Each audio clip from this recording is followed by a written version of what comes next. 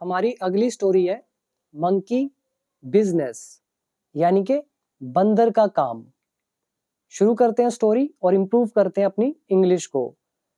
तो स्टोरी हमारी शुरू होगी यहां से। वन डे, एक दिन, अ मंकी क्लाइम्ड, एक बंदर चढ़ गया। यह है हमारा पास्ट इंडेफिनिट टेंस। क्लाइम मतलब चढ़ना। क्लाइम के साथ हम किसी भी प्रेपोजिशन का यूज नहीं करते हैं, लेकिन यहाँ पर लिखा हुआ है ऑन, यानी कि प्रेपोजिशन तो लगी है। कब आप यूज करेंगे क्लाइम के साथ प्रेपोजिशन? जब आप किसी के ऊपर होने की बात करेंगे, जैसे छत के ऊपर। जब हम क्लाइम अप बोलते हैं या क्लाइम डाउन बोलते हैं, तो यहाँ पे डायरेक्शन की बात होती है कि किस डायरेक्शन में वो जा रहा है। जैसे क्लाइम अप द माउंटेन मतलब पहाड़ के ऊपर चढ़ना, यानी कि डायरेक्शन की बात हो रही है कि पहाड़ के ऊपर की तरफ जा रहा है। क्लाइम डाउन पहाड़ से नीचे की तरफ आ रहा है, बट हम यहाँ छत के ऊपर की बात कर रहे हैं, तो यहाँ पे यूज किया ऑन। तो एक बंदर चढ़ गया कहाँ पे? ऑन द रूफ, छत पर। किसकी रूफ? ऑफ अ हाउस, एक मकान की। ही स्टार्टेड, उसने शुरू कर दिया, पास्ट इंडेफिनिट टेंस। जंपिंग, कूदना, उसने कूदना शुरू कर दिया। देयर, वहां पर। समटाइम्स, कभी कभी। ही वुड गो, वो जाता। यहां पे लगा है वुड। जब कोई रिपीटेड एक्शन हो पास्ट में तो यूज करते हैं यूज्ड टू या उसकी जगह would. So he would go, वो जाता। On the top most layer, यानी कि सबसे ऊपर वाली परत पर। छत का जो ये टॉप है, यहाँ पे लेयर लेयर होती है परत। जैसे हमारी धरती की 3 लेयर्स होती है, क्रस्ट, मेंटल, कोर। उसी तरह से टॉप मोस्ट सबसे ऊपर वाली परत पर वो जाता। एंड और समटाइम्स, कभी कभी। वुड हैंग, और कभी कभी वो लटक जाता। हिमसेल्फ मतलब खुद को वो लटका लेता। फ्रॉम द कॉर्नर, कॉर्नर से। किसका कॉर्नर? ऑफ द रूफ, छत का। सो छत के कॉर्नर से वो लटक जाता खुद। अब यहाँ पे देखिए रूल कौन सा यूज हुआ। एक है ऊपर क्लाइम्ड, सेकंड फॉर्म है पास्ट इंडेफिनिट। फिर ही स्टार्टेड, सेकंड फॉर्म लगी है पास्ट इंडेफिनिट। फिर हमने लगाया वुड। ये वुड क्या बता रहा है? पास्ट एक्शन को, रिपीटेड एक्शन को। यूज्ड टू लगा सकते हैं या वुड लगा सकते हैं, वो मैंने आपको सिखाया हुआ है इंग्लिश में। और तीसरी चीज यहाँ पर याद कर सकते हैं समटाइम्स। सम टाइम मत लिखिए, समटाइम्स कभी कभी। सम टाइम होता है थोड़ी देर, सो समटाइम्स इज कभी कभी। यहाँ पे अगेन वुड यूज हुआ। हैंग मतलब होता है लटकना। इसके बाद फिर क्या हुआ? दिस वे, इस तरह से। ही वॉज प्लेइंग, वो खेल रहा था। His antics. एंटिक्स क्या होता है? एंटिक्स का मतलब होता है, जैसे हम बोलते हैं कुछ भी उठ पटांग हरकतें करना। जैसे बंदर उठ पटांग हरकतें करता है, सीधी उल्टी हरकतें करता है, तो ऐसी हरकतों को ही बोला जाता है एंटिक्स। एक एंटीक अलग भी होता है, ANTIQUE। एंटीक मतलब होता है प्राचीन वस्तुएं, ये एंटीक अलग है। तो he was playing his antics, वो अपनी उठपटांग हरकतें कर रहा था। एंड और एंटरटेनिंग हिमसेल्फ, और खुद का मनोरंजन कर रहा था। अब यहाँ पे टेंस, यहाँ पे देखिए वॉज लगा हुआ है, यह है पास्ट कंटिन्यूअस टेंस। तो वर्ब याद करें, प्ले, एंटिक्स उठपटांग हरकतें करना, एंटरटेन यानी कि मनोरंजन करना। फिर क्या हुआ? पीपल, लोग। कौन से लोग? वॉकिंग थ्रू द रोड, जो रोड से, जो सड़क से गुजर रहे थे। स्टॉप्ड, वे रुक गए। देयर, वहां पर। टू सी, देखने के लिए। हिज एंटिक्स, उसकी हरकतों को। यहां पर पीपल सब्जेक्ट है, इसकी वर्ब है stopped, second form past indefinite tense. लोगों के बारे में एडिशनल इंफॉर्मेशन दिखाने के लिए हमने यहां से लेके यहां तक ये यूज किया। आप चाहे तो यहाँ पे ऐसा भी लिख सकते थे, people who were walking. Who were relative pronoun है, उसको यहाँ से उड़ा दिया सीधा, और हमने एडवांस्ड वे से लिख दिया। पीपल, कौन से लोग? वॉकिंग थ्रू द रोड, जो सड़क से गुजर रहे थे। स्टॉप्ड, रुक गए। देयर, वहां पर। टू सी, देखने के लिए। हिज एंटिक्स, उसके हरकतों को। द मंकी, वो जो बंदर था, अब बंदर की बात दोबारा से हो रही है इसलिए अ की जगह द का use. The monkey felt dilated, monkey बहुत खुश हुआ। फील हैप्पी होता है, खुश होना है, उसी तरह से फील डिलाइटेड होता है बहुत खुश होना या प्रसन्न होना। फील का सेकंड फॉर्म फेल्ट। डिलाइटेड एक एडजेक्टिव है। तो मंकी बहुत प्रसन्न हुआ एंड और एग्रावेटेड हिज एंटिक्स, और अपनी हरकतों को बढ़ा दिया, तेज कर दिया। एग्रावेट क्या होता है? अच्छा वर्ड है। एग्रावेट इज किसी चीज को गति देना या स्पीड अप कर देना, ठीक है। तो उसने अपनी गति जो हरकतें उसको और बढ़ा दिया, एग्रावेट कर दिया। वर्ड याद कर सकते हैं, फील डिलाइटेड प्रसन्न महसूस करना, एग्रावेट और ज्यादा बढ़ा देना। उसके बाद क्या है, क्या हुआ? आफ्टर सम टाइम, कुछ देर बाद, the owner of the house, घर का मालिक, ऑनर हो गया मालिक, जो घर का मालिक है, केम वो आया, ये सब्जेक्ट है, केम वर्ब की सेकंड फॉर्म, तो ऑनर हो गया हमारा सब्जेक्ट। तो घर का मालिक आया, आउटसाइड बाहर। ऑन हियरिंग सुनकर, आप चाहो तो ये ऑन हियरिंग यहाँ पे भी लिख सकते, like after some time, on hearing आगे एक कोई चीज लगेगा, फिर कॉमा, फिर लिख सकते थे the owner of the house came outside. और अगर पहले नहीं लिखना ऑन हियरिंग को तो अदर वर्ड में भी डाल सकते हैं। तो घर का मालिक बाहर आया, ऑन हियरिंग सुनकर, क्या सुनकर? The noise on the roof, शोर को, नॉइस को, छत पर। ही वॉन्टेड टू नो, वह जानना चाहता था। ये हमारा वॉन्ट टू का लेसन है, पास्ट में हो गया वॉन्टेड टू, वो जानना चाहता था। द रीजन, कारण, किसका कारण? ऑफ द कमोशन, इस शोरगुल का या हो हल्ले का। अच्छा वर्ड है कमोशन, इसका मतलब होता है शोरगुल, हो हल्ला। नेक्स्ट, व्हेन ही सो, जब उसने देखा, अ मंकी एक बंदर को, ऑन हिज रूफ अपनी छत पर। ही गॉट वेरी एंग्री, वो बहुत गुस्सा हुआ। ये जो है हमारा यहां से यहां तक, this is past combination.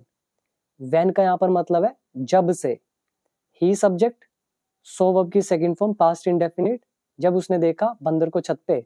Again he got angry, वह गुस्सा हो गया, गेट का सेकंड फॉर्म गॉट, और वेरी एंग्री बहुत गुस्सा। फिर क्या होता है? ही पिक्ड अप, उसने उठाया। ही ऑनर की बात हो रही है, पिक्ड अप उठाना, क्या उठाया? अ स्टोन, एक पत्थर, एंड थ्रू, और फेंक दिया, इट, इसे, यानी कि पत्थर को।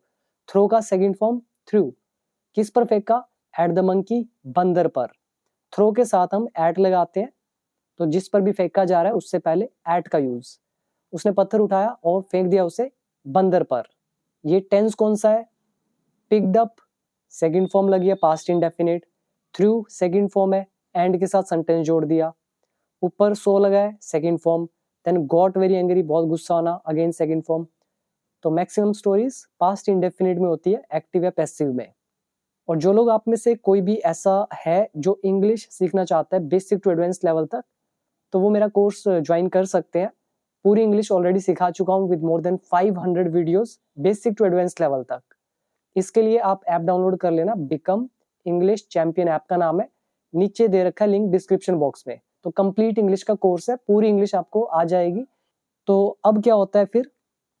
पत्थर फेंकने के बाद द मंकी रैन अवे, बंदर भाग गया, फ्रॉम देयर, वहां से। रन अवे, रन का सेकंड फॉर्म होता है रैन, तो पास्ट इंडेफिनिट टेंस। फिर क्या हुआ? आफ्टर ही हैड गॉन, उसके जाने के बाद। अब ये हमारा कौन सा रूल यूज हुआ? This is past combination. Past combination में आफ्टर के साथ मैंने आपको बताया था कि कौन सा टेंस यूज होगा, पास्ट परफेक्ट। आप यहाँ पे देख सकते हैं, आफ्टर ही, फिर लगा है हमारा हैड, फिर लगा है वर्ब की third form, right? This is future combination. After he had gone, उसके जाने के बाद। एन एस, एक जो गधा है, एस होता है गधा, क्लाइम्ड वो चढ़ गया, ऑन द रूफ, छत पर, एंड और ट्राइड और उसने कोशिश करी, टू परफॉर्म मतलब परफॉर्म करने की, क्या करने की, द सेम ट्रिक्स, वही हरकतें, वही ट्रिक्स या वही करतब, कौन से करतब, दैट जिन्हें या जिसे the monkey had been performing, तो जो हरकतें मंकी कर रहा था तो वही सेम हरकतें उसने भी करने की कोशिश की। अब यहाँ पे ये आफ्टर से लेकर परफॉर्मिंग तक ये हमारा सेंटेंस है पास्ट कॉम्बिनेशन, प्लस यहाँ पे दैट हमारा लगा है रिलेटिव प्रोनाउन जो यूज किया गया है ट्रिक्स के लिए। रिलेटिव प्रोनाउन में आपको दैट का यूज मैंने सिखाया हुआ है तो वो आप देख सकते हैं। और यहाँ पे लगा है हु, ये हु भी रिलेटिव प्रोनाउन है, एडिशनल इंफॉर्मेशन दिखा रहा है एस के बारे में यानी कि गधे के बारे में। तो उसके जाने के बाद एन एस एक गधा, कौन सा गधा, हु क्रेव्ड फॉर पॉपुलैरिटी, यानी कि जिसको लोकप्रियता की चाह थी। क्रेव क्या होता है, जैसे आपका मन ललचाता है तो उसी ललचाने को बोलते हैं क्रेविंग, क्रेव होना, ठीक है। आप कुछ रसगुल्ला देखते हैं या आइसक्रीम देखते हैं, आपका मन क्या करता है, उसको खाने की क्रेविंग करता है। तो उसी तरह से एक गधा, कौन सा गधा, हु क्रेव्ड मतलब जिसकी लालसा थी लोकप्रियता की, पॉपुलैरिटी की, तो वो गधा चढ़ गया छत पर और उसने कोशिश की परफॉर्म करने की वही ट्रिक्स जो मंकी परफॉर्म कर रहा था। यहाँ पर याद करें एस इज गधा, क्रेव लालच में आना या इच्छा होना किसी चीज की, देन यहाँ पे देखिए हैड बीन लगा हुआ है, क्यों लगा है, ये पास्ट जो था पास्ट कंटिन्यूअस, वॉज परफॉर्मिंग तो वो बदल गया हैड बीन में। क्यों बदला है, क्योंकि इससे पहला सेंटेंस पास्ट में है। तो एडवांस्ड कॉन्सेप्ट है, जब इंग्लिश सीख लोगे तो ही आपको समझ में आएगा कि क्यों वॉज लगेगा, क्यों वर लगेगा, यहाँ पे हैड बीन क्यों लगेगा, वुड क्यों लगेगा, इस तरह के सारे रूल्स आप सीख सकते हैं। फिर क्या होता है उसके बाद, the S was much bigger, गधा कहीं बड़ा था, बिग बिगर बिगेस्ट, तीन हमारी डिग्री होती है, बिग इज बड़ा मतलब एक की बात हो रही है, बिगर यानी कि दो में से बड़ा, बिगेस्ट मतलब सब में से बड़ा। पॉजिटिव डिग्री, कंपैरेटिव डिग्री और सुपरलेटिव डिग्री, यहाँ पे यूज किया गया है बिगर, तो यानी कि दो की तुलना है। तो एस वॉज मच बिगर तो वो कहीं बड़ा था, एंड हैवियर और भारी था। हैवियर भी एक एडजेक्टिव है, super comparative degree, heavy, heavier, heaviest, तो वो हैवियर था किसकी तुलना में, than the monkey, so monkey से वो ज्यादा बड़ा और भारी था। In the process of displaying his tricks, अपने करतबों को दिखाने की प्रक्रिया में, द एस डिसलॉज्ड, गधे ने उखाड़ दिए। अच्छा वर्ड है डिसलॉज, पहले इसका मतलब समझे। जैसे घर की छत आपको दिख रही है, यहाँ पे ये टाइलें वगैरह लगी हुई है, ये अपनी एक फिक्स्ड जगह पर है। अगर कोई इनको अपनी फिक्स्ड जगह से इधर उधर कर दे, उखाड़ दे, उसको बोलते हैं डिसलॉज करना। जैसे अगर आंधी तूफान आ जाए और जो टाइल्स लगी है वो उखड़ जाए अपनी जगह से, तो हम कहेंगे वो डिसलॉज होगी। उसी तरह से गधे ने भी क्या किया, द एस डिसलॉज्ड, उसने उखाड़ दिया, एंड और डैमेज्ड और क्षतिग्रस्त कर दिया, द रूफ, छत को। यहाँ पे वर्ड याद करें, डिसलॉज उखाड़ना, डैमेज करना, क्षतिग्रस्त करना, डिस्प्ले इज दिखाना, ट्रिक्स मतलब करतब। फिर क्या होता है उसके बाद, हियरिंग द साउंड, साउंड को सुनकर, किसकी sound, of the donkey's movements, donkey की, अभी अपोस्ट्रोफ एस लगा हुआ है, मूवमेंट मतलब ट्रिक्स, हरकतें, गधे की हरकतों की आवाज सुनकर, और मूवमेंट्स ये कहाँ पे आवाज थी, ऑन द रूफ, छत पर, तो ये आवाज सुनकर, the owner of the house, मकान का मालिक, केम आउट, वो बाहर आया, व्हेन जब, ही सो उसने देखा, और डोंकी एक गधे को, ऑन द रूफ छत पर, ही गॉट फ्यूरियस वो बहुत क्रोधित हुआ, ये भी पास्ट कॉम्बिनेशन है, गेट फ्यूरियस, वेरी एंग्री को बोलते हैं फ्यूरियस, और गेट का हो गया गॉट, गॉट वेरी एंग्री या कहो गॉट फ्यूरियस, तो एक ही बात है। तो जब उसने गधे को देखा छत पे, वो बहुत क्रोधित हो गया। ही ऑर्डर्ड, उसने आदेश दिया, हिज सर्वेंट्स, अपने नौकरों को, सर्वेंट्स होते नौकर, क्या आदेश दिया? टू गेट होल्ड ऑफ, मतलब पकड़ कर लाने का, ठीक है। गेट होल्ड ऑफ मतलब पकड़ना, किसको पकड़ने का? एस को, गधे को। एंड ब्रिंग हिम डाउन, और नीचे लाने का। तो उसने अपने नौकरों को गधे को पकड़कर नीचे लाने का आदेश दिया। यहां पर हमारी फ्रेजल वर्ब है गेट होल्ड ऑफ, मतलब पकड़ना। सर्वेंट्स, नौकर। ब्रिंग डाउन, नीचे लाना। फिर क्या होता है? हिज सर्वेंट्स, उसके नौकर, वेंट अप, वो ऊपर गए। गो का हो गया वेंट, वो ऊपर गए। ड्रोव द एस डाउन, और गधे को नीचे गिरा दिया। तो ड्राइव डाउन मतलब होता है नीचे लाना या नीचे गिराना, तो उसको नीचे वो लाए या उसको गिरा दिया। एंड बीट, और उसकी पिटाई करी। Beat him black and blue, ये हमारा एक मुहावरा होता है। बीट ब्लैक एंड ब्लू मतलब पीट पीट कर नील डालना, बहुत पिटाई करना। अच्छा एक इडियम है, तो आप इसको याद कर सकते हैं। बीट ब्लैक एंड ब्लू, पीट पीट कर नील डालना। एक और भी होता है मार मार कर कचूमर निकालना, उसका मतलब होता है बीट टू पल्प। तो उसको बहुत मारा उन्होंने। तो ये थी हमारी स्टोरी। तो इसका मॉरल क्या निकलता है? मॉरल निकलता है डोंट इमिटेट अदर्स। इमिटेट मतलब होता है नकल करना, तो दूसरों की नकल ना करें। तो ये थी हमारी एक इंटरेस्टिंग स्टोरी। उम्मीद करता हूँ आपने काफी सारे वोकैबुलरी यहाँ पे सीखे होंगे और ग्रामर देखे होंगे किस तरह से यूज हुई है। अगर अच्छी वीडियो लगी तो आप कमेंट करके जरूर बताइएगा। इंग्लिश सीखना चाहते हैं तो आप डाउनलोड कर सकते हैं become English champion app, link दे रखा है नीचे डिस्क्रिप्शन बॉक्स में।